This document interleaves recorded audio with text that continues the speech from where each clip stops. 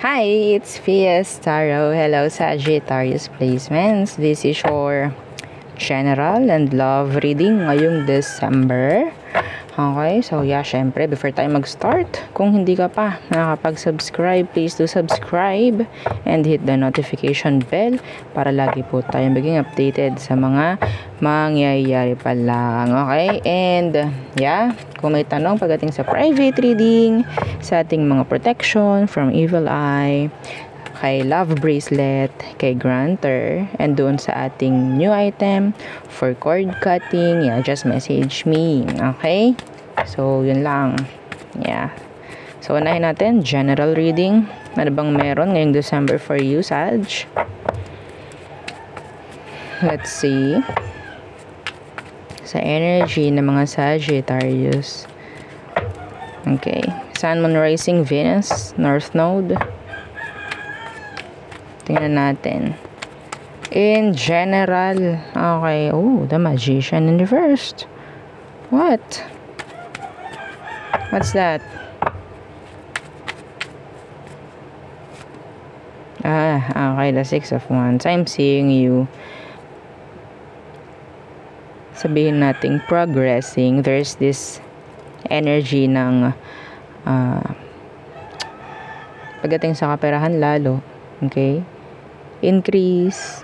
Andyan yung some of you ikaw itong parang kung may business ka, andyan yung maraming clients, maraming customers. Okay? Syempre, nandyan si Magician na naka-reversed. Okay? Andyan yung mga maninira, andyan yung sabihin nating mga negative lang talaga ngayong December. Okay, some of you babatuhan kayo ng evil eye. Sa mga may evil eye na dyan, gamitin nyo. Okay, suot nyo. Kasi kailangan. Okay? Kung hindi pa man mangyari to ngayong December, may chance na binablock na kayo. Binablock na kayo. Binabatuhan na kayo ng evil eye. Okay? Sayang to. Yeah, sayang. This is sabihin nating energy ng success pagdating sa kaperahan. Okay? And kung ano man ang mga, kasi ang energy dito, Sag, this is talking about victory in general. Victory, success, okay? Yung iba sa inyo, pwedeng meron kayong inaasahan. Kung nakikita nyo nadidelay yung mga inaasahan nyo, binabatuhan kayo ng evil eye. Protect your energy. Okay? Evil eye, yung isa ko nakikita rito. Magician in reverse, yeah. The Ten of Swords. Yeah. They see you. They want to see you, like, nakadapa. Okay? Ayaw nila makikita ka nagpo-progress. Yeah. Protect your energy, Sag. Okay, sayang to. Kung nakukuha nyo na, mas lalo ninyong proteksyonan yung sarili ninyo dahil may mga nananabotahe. Okay po. Yeah. Some of you, there's this Virgo, Fire, Earth, who is manifesting a comeback. Manifesting na makakuha ng attention from you. Yeah. Okay. There's something pagdating sa card na to, the Six of Wands. Some of you, you're in social media. Okay. People watch you. Yeah. Something na pwedeng may mag-prosper. Okay. Pwedeng tataas ang views mo if ever. Yeah, that's specific. Okay? So, what else? Sag. See? Ten of Pentacles. This is money. Money is coming this December. Yeah. Aside sa 13th month, aside sa bonus, there's money coming in. Okay, this is so nice. See? This is so nice. Di ba sa inyo talaga, pwedeng meron kayong something like you're in SOCMED, okay, social media, may platform ka, di ba, baliktad na, may platform ka, the views, pwede mag-increase, okay, yeah, more followers, more views, parang ganun. What's with this 10 of Pentacles? This is like occasion, get together. Yeah, the Hermit. What's with this Hermit? Merong hindi sisipot, yeah, the Chariot Universe. Merong hindi sisipot. I don't know kung ikaw or someone na pwedeng ina-expect mo. Who's this Hermit? Hermit. Yeah, see the Ace of Swords. I don't know. I think this is like something na pwedeng mag-message and sabihin ni something came up, mga ganon, may biglaan lang, kaya hindi kami makapunta or hindi kami makaka-attend or whatsoever. I think this person, kung sino man to, tinatry lang nila na talagang kunyari, palabasin, na may something, kaya hindi sila makapunta. Actually, ayaw lang nila talagang pumunta. Yeah. Meron silang ina-avoid. I don't know who. Okay? I don't know who.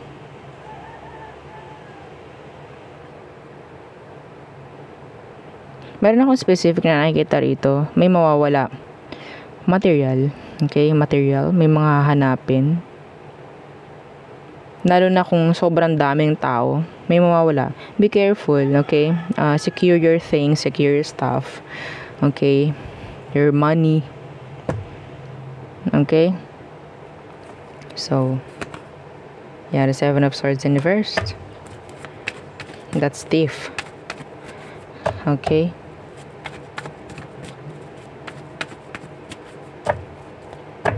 Ayaw natin yan. So, what else for Sag this December? What else? The 7 of Cups, being busy, appointments, maybe ikaw itong sobrang daming okasyon na pupuntahan, may mga ganyang bagay. Meron ka mga i-reject, meron ka mga pupuntahan, mga ganyan. Meron ka mga dadaluhan, meron kang mga hindi dadaluhan. Sobrang dami. Nag-overlap na. Okay, what's with this 7 of Cups? You're being busy this December. Being busy. What's with this 7 of Cups? Yeah, the Queen of Swords in reverse. Okay. So, yeah, yun lang din naman nung nakikita ko. The 5 of Swords is conflict. Pagdating po sa schedules, okay, you have to double check your schedules. The Queen of Swords. Yun lang naman ang nandito. Okay. Avoid arguments, if ever. What's with this Queen of Swords in reverse? Avoid arguments. And the 8 of Cups, yeah. Avoid it. Layuan mo. Okay, agad-agad. Kung nakakaramdam ka na, okay, sige. So, parang may mangyaring pagtatalo na agad dito. Or parang umiinit na ang sitwasyon. Nagkakaroon ng tension. Withdraw. Okay? Lumayo ka agad. I don't know why. Some of you, maybe people just want to see you being angry. Okay? They just want to trigger you, to provoke you. Okay? So, don't let them. Okay? Yeah, the Moon in reverse. Meron lang silang gustong malaman eh. Okay? Someone will get caught. Okay? This is lies. Sana hindi cheating. Okay? Yeah, this drama. Avoid mo na lang if ever. Ano ba tong 7 of Cups na to? Something na pwedeng nagbibigay sa'yo ng confusion or yeah, tingnan natin. Ano tong 7 of Cups? Yeah, Death in reverse. Somebody from the past, maybe, will go back. pwedeng i-entertain mo yun or pwedeng magre-reach out. Okay? Hindi sinasabi rito na i-entertain mo. You have to avoid them. To avoid drama. That's specific. Okay? So, there. Yun ang aking nakikita ngayong December for you. Sag. Okay? So, let's see. Tayo ay tumungo na sa person on your mind. Okay? Who is the person on your mind, Sag? The person on Sagittarius mind. Again, please don't forget to like, share, and subscribe. Okay, hang on. Yeah, okay. Let's see.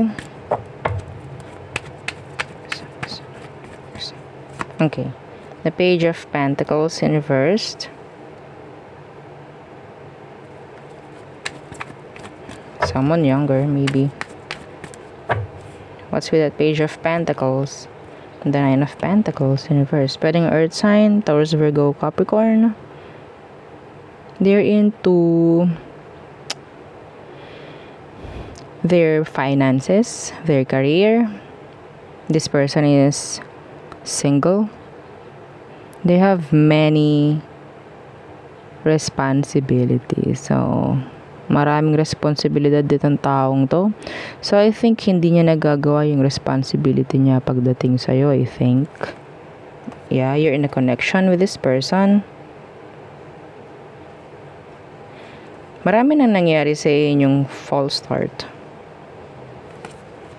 In and out kayo nitong taong to, I think. Okay?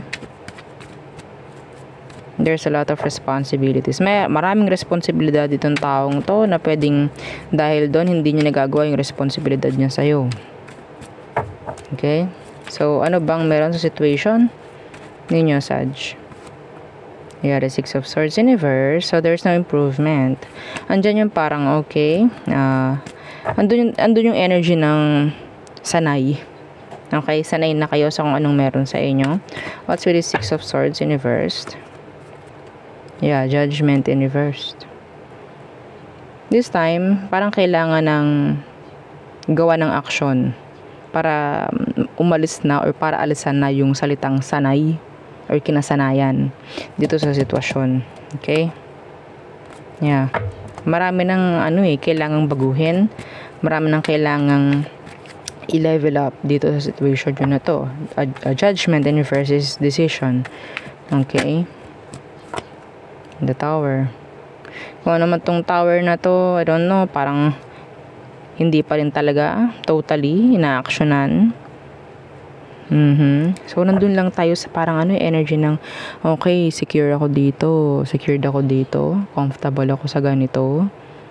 Yeah. Somebody is afraid then to commit. Okay, this person wants to commit pero they don't know or they're afraid.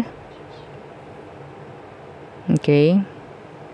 I think this person really likes you though. Okay. Let's see. Ano ba talagang emotion ito for you? Emotion. Okay. Temperance in reversed. So, some of you, Sag, ikaw itong parang nagiging impatient na pagdating dito sa person mo. Okay. Yeah. The Four of Wands. Yeah. Conflicted. Feeling niya, okay, ikaw yung parang hindi na kayang maghintay. Yeah. Feeling niya hindi mo na siya kayang hintayin. Feeling niya, yeah. Parang ikaw na yung susuko dito, Sag. Ayun ang feeling niya. Hindi ko masisisi, marami kasing responsibilidad ng taong to. Hindi ko rin siya masisi. So now, nakikita ka niya na parang emosyon niya parang iiwan mo rin siya, parang ganun. Or ramdam lang ng taong to, no, na parang tinatalikuran mo na or tatalikuran mo na siya. Kasi yeah, hindi sila makapag-decide. They can't. Okay? Yun ang feeling nila. Emosyon. What is their next action towards you, Sag? What is their next action? The Fool. Take risk. Going out of their comfort zone. Yeah. Gagawa sila ng hindi... Sabihin natin, yes, nandun kasi kayo sa para kung anong nakasanayan. So, yeah, maybe this is like taking a leap of faith. Parang ganun. Susubok ng bago. Pagdating dito sa connection nyo na to. Okay, what's with that? The Fool. Yeah, the Three of Cups. This is nice. Yeah, the Two of Cups. Yeah, I think this person really loves you. Yeah, they love you. A lot. A lot. Okay. So now, gagawa sila ng decision, gagawa sila ng action para magkaroon na ng success sa inyong dalawa. Gagawa na sila ng something hindi mo nakasanayan. Okay? Para magkaroon ng victory sa inyong dalawa. Some of you, if there's this third party involved, may pagpiling gagawin. Itong taong to. Yeah, may pagpili pong gagawin. Okay? Kung may third party siya, pwedeng iwan niya yun para sa'yo. Yeah. Again, don't try to fit. Don't try to force message to fit. Okay? Don't force a message to fit. Huwag niyong pipilitin po ha, yung mensahe, kung hindi inyo. Huwag mong susubok, Huwag mong pipilitin na isiksik, okay? Yung sitwasyon mo sa sinasabi ko, ha? Okay? So sobrang dami nyo. Let's see. Ano bang meron pagdating sa next? Sa outcome. Okay, so next action niya is to take action. So kung ano man yon, taking risk ang gagawin ng tao para sa ikabubuti ng sitwasyon. Okay, kung may third party, may pipiliin, may iiwan. Okay, so yeah. Ano ang outcome? /advice for you, Sag? Okay, so we have 2. Yeah, okay. The Ace of Swords in reverse. The Ten of Wands. There's burdens here. Okay, burdens. The Ace of Swords in reverse. Kung ikaw, meron ka rin kailangang sabihin dito, sabihin mo. Okay? The Ace of Swords. This is talking about a connection na pwedeng tago. Okay? Burden. Sabihin natin hindi na ganun ka okay. Sobrang bigat. Okay, sobrang daming responsibilidad. I'm seeing here, unrequited. Unrequited love. May mga ganung energy. Mga tago. Okay?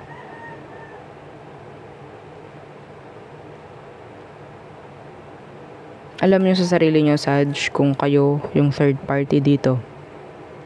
Okay? Alam nyo sa sarili nyo kung ikaw yung third party. Okay? So, kung ikaw yung third party, hindi mo kailangan pahirapan yung sarili mo dito. Okay? Hindi mo kailangang lokohin rin yung sarili mo dito. Kasi itong taong to, kung alam mong may kakonect talaga, may asawa if ever, yung asawa niya pipiliin niya. Sa totoo lang.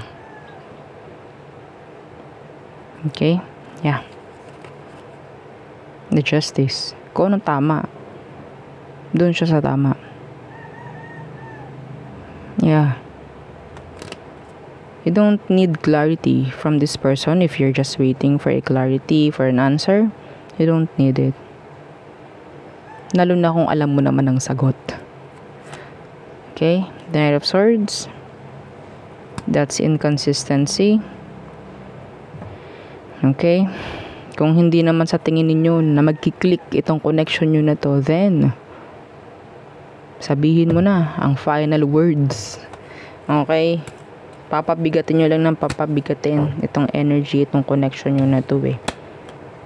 Yung iba sa inyo, ito yung iba sa inyo, sa tingin ko, naghihintay na lang kayo na kayo mismo yung layuan ng person. Kayo mismo yung bitawan. Kasi you can't. Hindi mo kaya. Naghihintay ka na lang. Diba? Anyway. So,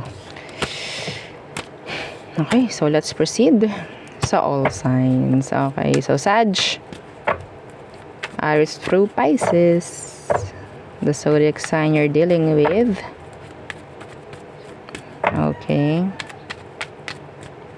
Again, please don't forget to like, share, and subscribe. Thank you. Kailangan po ha. Okay. So, Aries, there's this energy of one-sidedness. Okay. Taurus, you'll hear something like good news, or maybe they're just happy right now. Gemini, they're avoiding you. Cancer, falling out of love. May nasasayang rin dito kay Cancer yan. Feeling niya may nasasayang.